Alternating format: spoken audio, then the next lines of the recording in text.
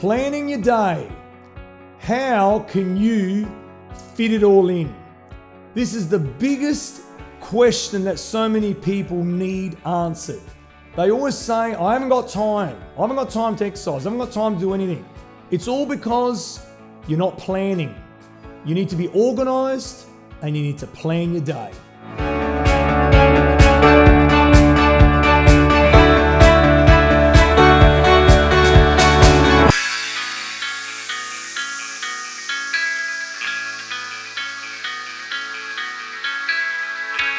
Planning your day, how to fit it all in. This is one of the most difficult things that people face. Now, the interesting thing is, we've all got the same 24 hours in the day.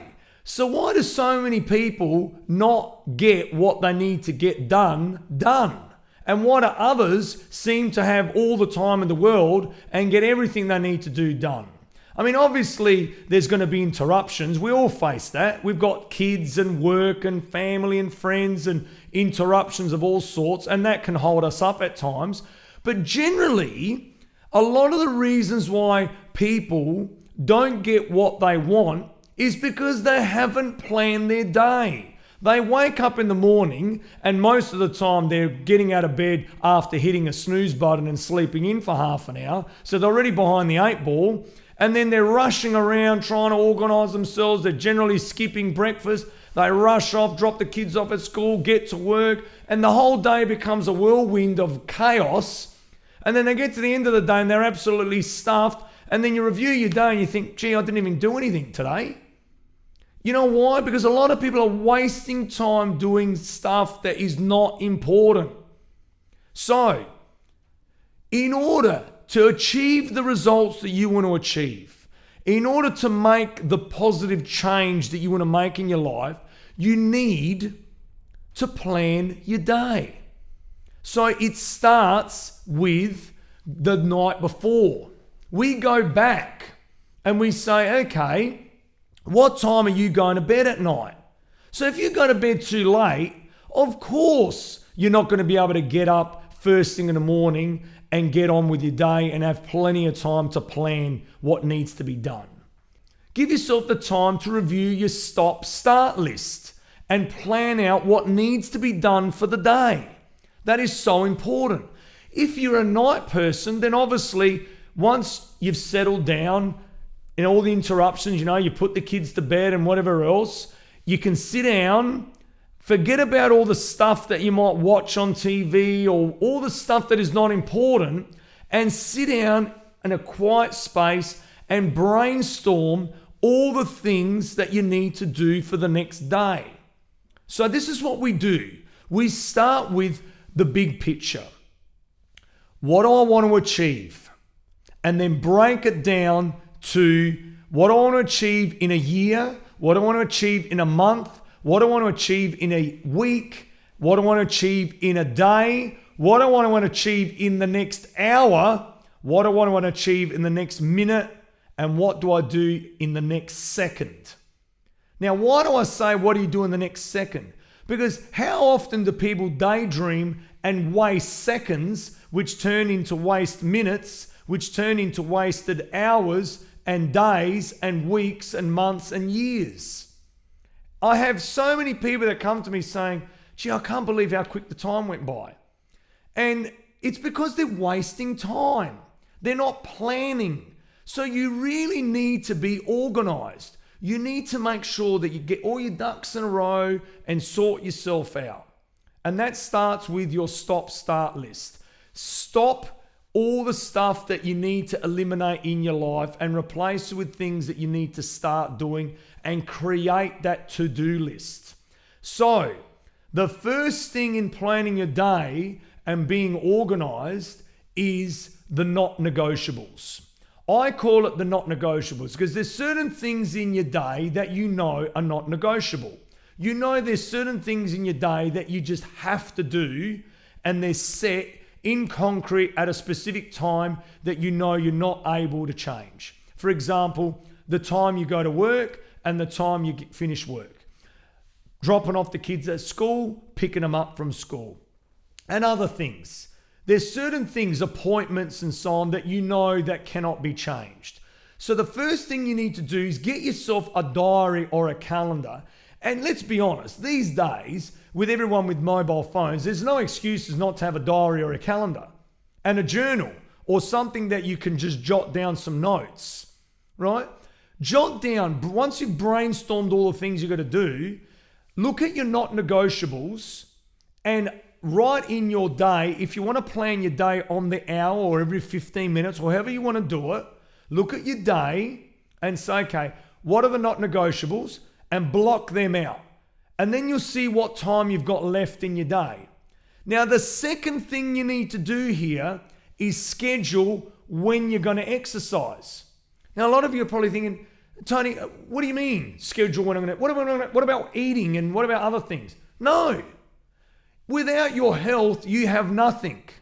Therefore, without exercising and planning when you exercise, so that needs to be one of the highest things on your to-do list, is when you're going to exercise. The first thing that most people give up is their exercise routine because they've lost time doing other things. Well, I say flip that on its head and plan your exercise first. That is your appointment with yourself. That is your commitment with you. So you block that out in your diary, turn your phone off or put it on silent and tell people that you're not contactable, and just don't be contactable. Don't answer your phone or reply to messages or emails or anything at the time that you decide that you're going to exercise. Now, you can exercise for 30 minutes, you can exercise for an hour. Whatever time you decide to do is up to you. The type of exercise you do is up to you. But you got to make the commitment to do it. So I usually say to people, find out what type of person you are. Are you a morning person? If you're a morning person, do the exercise first thing in the morning. If you're an evening person or a night owl, do the workout at night. After dinner, wait a couple of hours or so. Once you've got, everyone sorted out and you've got that time to yourself, maybe you need to exercise at night. Or for some of you, maybe the best time to exercise is during your lunch break. Maybe you get an hour off at lunch and you only need 5-10 minutes to probably eat your lunch. So what are you going to do for the other 45 minutes? Well, the other 45 minutes, you could be doing a workout. That's what I do. I start work at 5 a.m. and I finish work at 9 p.m. So a lot of people say to me, when do you have time to exercise? There's no excuses. There's always time to exercise. What I do is I schedule it in during the day, generally at my quiet time around that 11 a.m., 12 p.m. mark. And I do my workout, have a shower, have my lunch, and then get on with the rest of my day. That's what I do. But I block it out so that way no one can make an appointment with me because that time is for me. Now, in 24 hours, you are important enough to have at least 30 minutes to yourself. At least 30 minutes to yourself.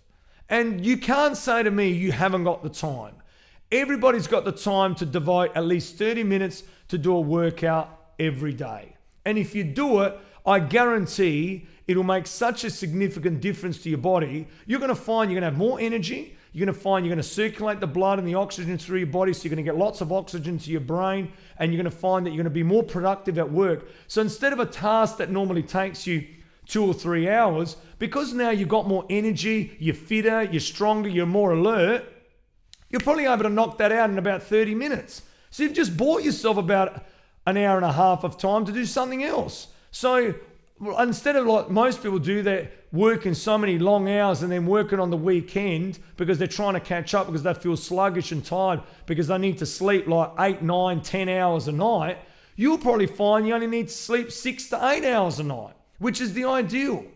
So that's the first thing you need to do. Like we said last week, go back to the night before and go to bed at exactly the same time every night. That's step one. Step one, go to bed at the same time every night. Now, don't say to me, but I'm not tired at 10 p.m. Go to bed at exactly the same time every night. Even if the first few nights you just got to lie in bed with your eyes staring at the ceiling, by night 3, 4, 5, 6, unless you've got insomnia or something significant, you should drift off to sleep. Now, you can do things that'll calm your mind by removing stimulants out of your lifestyle, like, computers and TVs and phones and bright lights and so on, and stimulants like coffee and alcohol and things that keep you awake at night. And you can have a dim lit room and you can quieten it down, quieten the noise down, maybe read a book, maybe meditate, and you drift off to sleep. That's why I like journaling at the end of the day. By journaling at the end of the day, debriefing what you did that day and writing out your continuous stop list and start list so that you can continue the next day what you need to do by creating that new to-do list, you'll find that you'll get a lot more things done. And you'll naturally drift off to sleep, and you'll have positive thoughts in your mind and the things that you want to achieve, which I'm a big believer in the law of attraction, when you go to bed. So you'll go to bed more peacefully and you'll probably have a better night's sleep. Rather than going to bed feeling all tense and stressed about all the things that you got to get done and without planning it. So if you're a night owl, plan it the night before and then review it in the morning. If you're a morning person, plan it in the morning. But you should always plan what you're going to do for the week. So plan the week first ahead of schedule. And look at all the not negotiables, like we said. Certain parties and events and things that you can't avoid. Then plan your exercise every day. Once you've planned your exercise, then you plan your day with what you're going to eat. Now, food always revolves around exercise, because you shouldn't eat within 2 hours of exercise, and you want to be eating within 2 hours after exercise. So whenever you decide to exercise really determines when you're going to eat. So for example, if you are going to exercise first thing in the morning at say 6 a.m., you may have to get up at 5 or 5:30 in order to do your to-do list and all the things that you're going to get done. Have your, apple cider vinegar and lemon and so on, just to detox your body. Maybe you might want to meditate, get yourself in the positive mind frame, lay out all of your clothes the night before so that in the morning it's all ready to go. You got your training shoes and your workout gear and everything else ready to go. So that way, when it's time to do your workout, you're not rushing around trying to find anything. So again, be organized and plan that. Then you go do your workout, you come home and you have your breakfast. But you've got to know what you're going to have for breakfast. So plan that out. And then whatever time you have your breakfast, so for example, if you're doing your workout, say from 6 to 7 or 6 to 6:30, you might decide, all right, you're going to have breakfast at say 7:30. So once you have breakfast at 7:30, then you'd eat 3 hours later. So 3 hours later will bring it to 10:30, and 10:30 you might have a snack. 3 hours later brings it to say 1:30. Now you might say to me, well, Tony, I can only have lunch between 12 and 1. Okay, we'll have a smaller mid-morning, or bring that forward half an hour to say 10 or 9:30. Get up a little bit earlier again, push your breakfast forward a little bit, and you're still staying within that cycle. So then every 3 hours you're having something to eat, and then it naturally flows throughout your day. Pencil it in, allow the time to meal prep. So give yourself the time to make sure that you're allowing the time to eat when you're supposed to eat, so that way you can do the workout you're supposed to do and then eat the food that you're supposed to eat. Because the biggest mistake a lot of people make is they haven't prepared their food, let alone doing their workout. And so then what happens is they don't have anything prepared, so they just get junk food, or they get takeaway or something quick and convenient because they haven't organized themselves, and then the rest of the day flows out and it becomes a nightmare and a disaster, which we don't want you to do. In order to be successful, you need to plan. Like the famous quote says, if you fail to plan, you're planning to fail. So make sure you're planning, you're being organized, and you're making sure that planning your day is easy. So start by planning your week, then planning the day, then drop it down to planning that hour. Break it down into chunks. You might plan the morning, the afternoon, and the evening, and then break that down even further to every hour, and then every half an hour, or every 15 minutes, or how much detail you want is up to you. And the amount of detail you put in is up to you. But making sure that you create that plan is what's important. So you've now planned your food, you've now planned your exercise, you plan your food. The last thing is then everything else that goes around it. So whatever time you got left, that's the time that you then watch TV or do the things that you want to do as far as reading magazines or gossip or whatever else that you want to do, whatever interests you after that. But that shouldn't be the most important thing of your day. Now, there's a great guy that I love. There's a book called The 7 Habits of Highly Effective People by a great guy called Stephen Covey. And he talked about something so simple. There was a teacher. This is the story he tells in the book. It's so powerful. I love it. There's a teacher and he's got this jar. And he says to his students, he goes, I'm going to fill this up with rocks. So he gets a whole bunch of rocks and he puts it in the jar and he fills up the jar with his rocks, puts the lid on the jar and he says to the kids, he goes, is the jar full? And the kids say, yeah, look, you can't fit anything else in the jar. It's as full as you're going to get. And then what he does, he opens up the jar and he gets some pebbles and he throws pebbles in there and the pebbles fill in the spaces that the rocks, between the rocks. And he jam packs all the pebbles in there. He shakes the jar and he makes sure that the pebbles fit into the gaps where the rocks were, puts the lid on the jar and he says, okay, kids, is the jar full? And the kids, yeah, you can't fit any more rocks and pebbles in the jar. It's as full as you can get. And then he opens up the jar again and he gets some sand and he pours sand into the jar. And now the sand grains of sand are filling in all the spaces between the rocks and the pebbles and you can't even see any space in the jar. And then he puts the lid on there and he goes, is the jar full? And the kids go, yeah, there's no way you're going to fit anything else into this jar. And he says, what does that mean? Very, very simple. The jar represents your life. The rocks represent the most important things in your life, like your family and your friends and the people that are close to you, the things that are the most important to you, not the materialistic things, the things that you love beyond any shadow of a doubt. They're the things that need to go first in your life. That's why the rocks represent your family. The pebbles are the secondary things. It could be work, it could be friends, it could be other activities and things that you like to do. They're not as important as your family, but they are important and they still need to be a part of your life. And the grains of sand are all the other stupid things that you do in your life that are not important. And they need to come last and they fill in all the gaps. They're not the most important. But how many people fill up their jar with sand and then there's no room for the rocks and the pebbles? Just like they fill up their life full of garbage and then they say, I've got no time for my family or my friends or the things that are important in my life. And I haven't got time to exercise. And I haven't got time to tell my kids I love them. And I haven't got time to do this and that and everything else. That's because they're filling up their day with garbage. They're probably sleeping in the morning. They're probably going to bed too late at night. They're probably watching too much TV. They're on social media too much. There's so many things that people can eliminate in their life that'll make their life so much easier.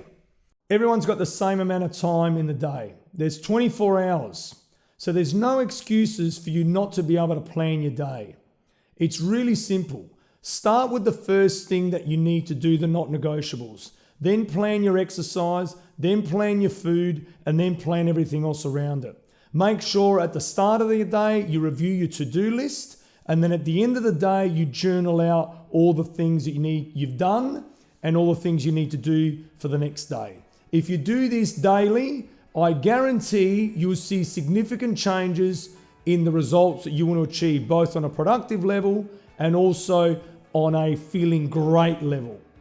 As we always say, everybody deserves to be better than ever.